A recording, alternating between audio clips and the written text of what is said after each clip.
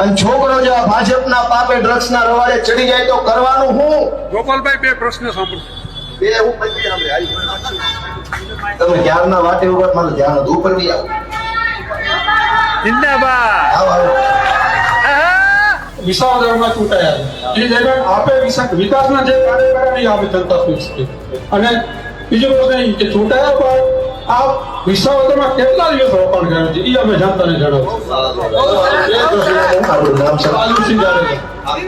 આખું નામ, આપણું ગામનું નામ સાંભળ્યા કોણ પૂછી ભાઈ? મારું નામ બહાદુરસિંહ જાડેજા, ગામ નખત્રાણા, તાલુકો નખત્રાણા. હવે તમારું ટીવી માં આવી ગયું છે, વાયરલ થઈ જાય. હવે તમારું કામ પતી ગયું, બધું થઈ જાય વાયરલ. વાંધો નહીં, થઈ જાય વાયરલ. પણ તમને ક્યાં ના પડે ભાઈ, આમનું વાયરલ કરી દેજો જરા. કોઈને ટિકિટો ભાજપમાં તાલુકા જિલ્લાની મળી જાય. તમારા ધારાસભ્ય મધુબનસિંહને પૂછો, કલેક્ટર મિનિસ્ટરને પૂછો,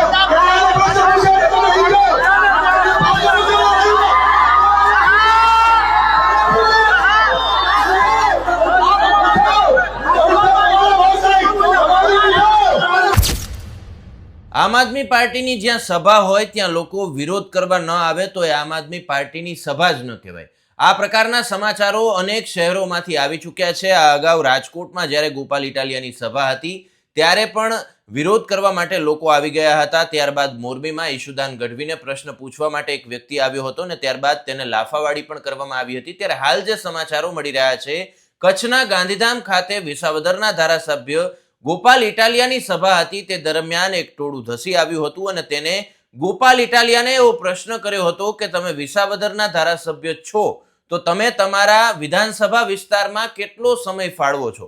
ત્યારે આવો પ્રશ્ન જ્યારે કર્યો હતો ત્યારે વાતાવરણ થોડીવાર માટે તંગ બન્યું હતું. ત્યારબાદ ગોપાલ ઇટાલિયાએ જવાબ પણ આપ્યો હતો, પરંતુ સામસામે નારા પણ લાગ્યા હતા. અને સાથે જ ગોપાલ ઇટાલિયાએ કહ્યું હતું કે મને તો એવું હતું કે કચ્છ ગાંધીધામનો કોઈ પ્રશ્ન પૂછવામાં આવશે, પરંતુ અહીંયા તો આ લોકો મને વિસાવદરનો પ્રશ્ન પૂછે છે. આ સાથે સાથે તેમને ભાજપ સરકારને આડે હાથ પણ લીધી હતી અને તેમને કહ્યું હતું કે આગામી 2027ની ચૂંટણીમાં ભાજપની જે તાનાશાહી છે તેનાથી બચવા માટે આમ આદમી પાર્ટી જ તારણહાર બનવાની છે. આ સાથે જ કચ્છના જે અનેક પ્રશ્નો છે તેમાં મીઠાની લીઝ, દારૂની હેરાફેરી અને ડ્રગ્સ બાબતે સરકારને આડે હાથ લીધી હતી.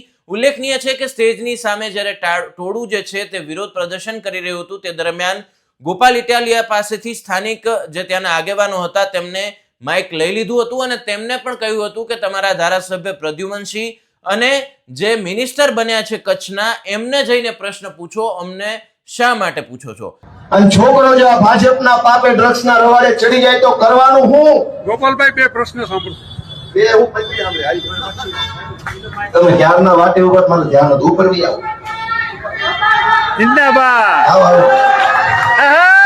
વિસાવદરમાં ચૂંટાયા એ જગ્યા આપે વિકાસના જે કાર્ય કર્યા નહીં આપે જનતા પૂછતી.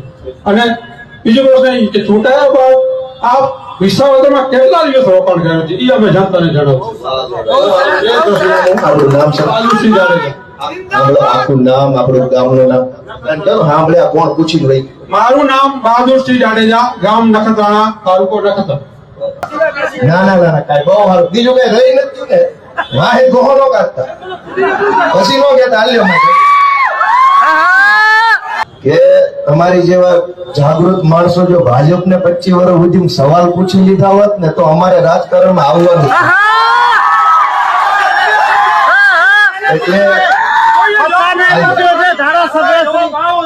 ઉપર બી આવો, માઇક તમે આખું ટોળું આવ્યા લાગો, બધા આવી આવો. એટલે આ તો 8-10 આવ્યા છે, બધા ઉપર બી આવો. મારા નામ છે, ઉપર બી આવો. ના ના, મારા નામ છે. જવાબ દો ને સાહેબ. એટલે બધો જવાબ દેવો, આખું ટોળું ઉપર બી આવો. જવાબ તો તમને આપવો જ પડશે ને મારી. અમે પ્રશ્ન પૂછ્યા. સાહેબ આપ આવ્યા એ બદલ ખૂબ આભાર. તમે જે વાત કરી કે ભાજપ, અમે ઘણી વાર બધાને પૂછ્યા છે અને બધાને ખબર છે અમારા ધારાસભ્ય જે ધારાસભ્ય છે અમારા પોતાના છે, એને પણ પસંદ કર્યા છે, નથી કર્યા એમ નહીં. અમને ક્યાં જવાબ જ નથી મળતો. અમે જાગૃત નાગરિક છીએ, અમારો હક છે. એમાં તમને સાહેબ હક છે એટલે તમને માઇક આપો, પ્રશ્નો પર આવો. સાહેબ તમે હમણાં કીધું કે પોલીસ આવે તો અમે કઈ ઘૂંટા નથી કે પોલીસ ઉપાડીને લઈ જાય અને એને મૂકવા દો, મૂકીએ દે. કોઈ નથી આપણે તમે બેઠા અમે પ્રશ્ન પૂછવાની તમારે પ્રશ્ન તમે કીધો ને કે કોરા નથી સાહેબ અમારો કોઈ રસ્તો જવાબ તો મળે ને. કોઈ બાકી રહી ગયું ભાઈ તમારે? ના. ભાઈ બીજો કોઈ બાકી રહી ગયું કોઈ હવે? ભાઈ તમે આવી જાઓ એકવાર પૂછી લો એટલે શાંતિ થઈ જાય. કોણ બાકી કોણ રહી ગયું પ્રશ્ન પૂછવામાં? આવી જાઓ આવી જાઓ. અરે મારા વાલા આવો ને ભાઈ. આવો આવો ને ભાઈ, તમને આટલું પ્રેમથી કોઈ નહીં છે. આવો ને આવો આવો આવો ઉપર ભાઈ આવો. હે? હાલો બે ભાઈ આપણે બધા બે જાઓ બે જાઓ. હાલો પાટે ચડાવો. હાલો હાલો હાલો.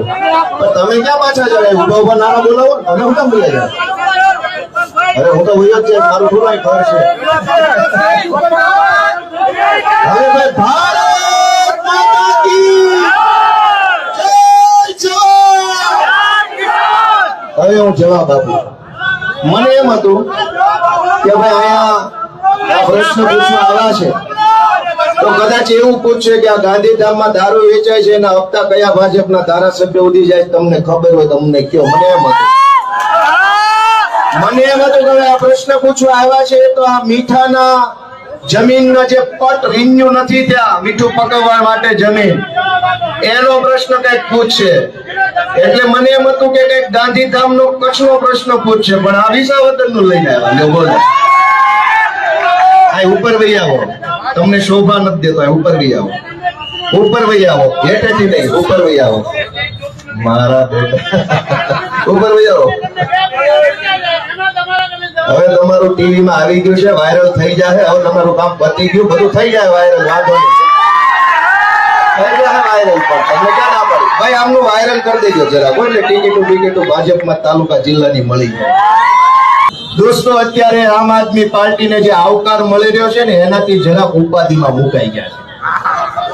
એટલે કાંઈ વાંધો નહીં, આવું કરે કઈ મેળ પડે એમ નથી.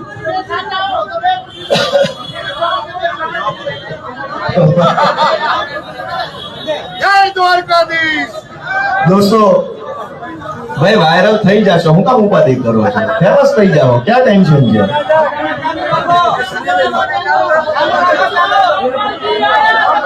ભારત માતા કી. હવે આપણે ચાલુ કરીએ આપણી વાત ઉપર. એ ભલે એની રીતે મઠા કરે, કાંઈ વાંધો નહીં. દોસ્તો કચ્છની અંદર ભાઈ ઉપર આવીને બોલો, ઉપર આવીને બોલો. આ લ્યો માઇક લે ભાઈ ને માઇક આપો. માઇક આપો આપો માઇક આપો. પણ મંચ ઉપર આવી જાઓ. શરમાવશો કેમ? કાળા કામ કરવા આવ્યા છો? ઉપર આવો ભાઈ, આવો ઉપર આવી જાઓ. આવી જાઓ ઉપર આવી જાઓ. અમે તમને બે જ પ્રશ્ન આપણે આવો ઉપર આવી જાઓ. ઉપર આવી જાઓ. જવાબ તમને આપવાનો છે. આવી જાઓ ઉપર આવી જાઓ. સાહેબ જવાબ તમને આપવાનો. પણ આવો ઉપર તો આવો. શરમાવશો કેમ? કાળા કામ કરવા આવ્યા છો? ભાઈ આ એક કામ કરો, સાંભળો સાંભળો. તમે જવાબ આપો. પેલા ભાઈ આ બધાનું ઇન્ટરવ્યુ લઈ લો એટલે ફેમસ ફેમસ થઈ જાય. આ બધું તમારા સરદારજી મજૂર માણસ છે એટલે કોઈ નથી.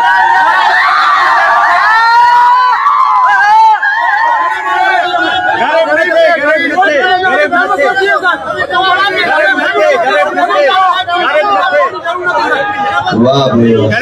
સરસ તમે લ્યો. એમ જ કર્યું છે સાહેબ. ભારત માતા કી. તમારા ધારાસભ્ય મધુબનજીને પૂછો, કચ્છના મિનિસ્ટરને પૂછો, કયાનો પ્રશ્ન પૂછો એટલે તમે ઈજો.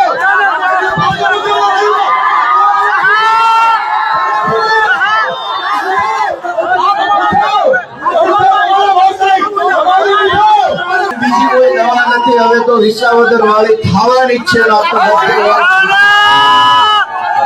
અને કોઈ નહીં રોકી શકે. જનતાને ખૂબ દબાવવાની કોશિશ આવી રીતે 30 વર્ષોથી કરી છે. ભાજપનો જવાબ દો, ભાજપનો જવાબ દો, ભાજપનો જવાબ દો, ભાજપનો દો. પેલો ભાજપનો કેટલો ભ્રષ્ટાચાર છે એનો જવાબ આપો.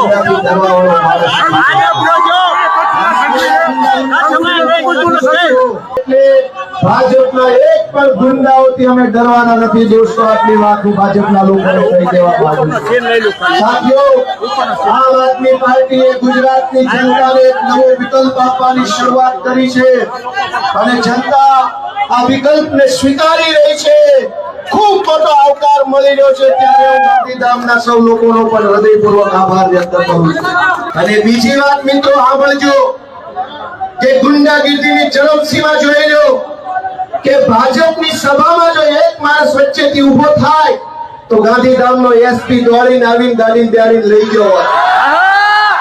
અને આમ આદમી પાર્ટીની સભામાં ભાજપના ગુંડાઓ 1 કલાક માથાકૂટ કરે તો કોઈ પોલીસ ડોકાશે નહીં. શું કામ? હપ્તાબાજી ચાલે છે. અમે આ ધંધાને ઓળખીએ છીએ. અમે આ ધંધાને ઓળખીએ છીએ. જે દિવસે 2027માં ગુજરાતમાં સરકાર બદલાશે ત્યારે ભાજપના બધા ગુંડાઓનો જાહેરમાં હિસાબ કરવામાં આવશે. જે લોકો ભાજપના ગુંડા સામે અવાજ નહોતા ઉઠાવતા એને અવાજ ઉઠાવતા કેમ કર્યા એ વાતનું એ મારી સામે બદલો લેવાની કોશિશ કરે છે. પણ દોસ્તો અમે જાણીએ છીએ બધું જ જાણીએ છીએ. મારે જાહેરમાં એટલું જ કહેવાનું છે કે કોઈએ કરેલું નબળું કર્મ એ એનું પરિણામ ભોગવ્યા વગર નહીં જાય. 27માં સરકાર બદલાશે. જેણે જે પાપ કર્યું છે એની સજા દોસ્તો આમ આદમી પાર્ટીની સરકાર આપવાની છે. મારી ચિંતા ન કરતા, મારી પાર્ટીની ચિંતા ન કરતા, ચિંતા એટલી કરો કે આવા ગુંડાઓથી ગુજરાતને છોડાવવું છે કે ચાલવા દેવું છે. ચિંતા એ વાતની કરો કે આ ગુંડાઓના હવાલે હજુ ગુજરાત ક્યાં સુધી રાખવું છે. તમારો આત્મા એમ કે આ ગુંડાઓનો જોઈએ તો એક વખત તમારો આશીર્વાદ ભરેલો હાથ અમારા માથા ઉપર મૂકી દો દોસ્તો. દોસ્તો આખા ગુજરાતમાં ખેલ હાલે. રાજકોટની મારી સભામાં ગુંડાઓ આવ્યા. સુરતની સભામાં જ્યાં સભા કરી એના 4-5 ભાજપના માણસો આવી જાય. અમારે પ્રશ્ન પૂછવો છે.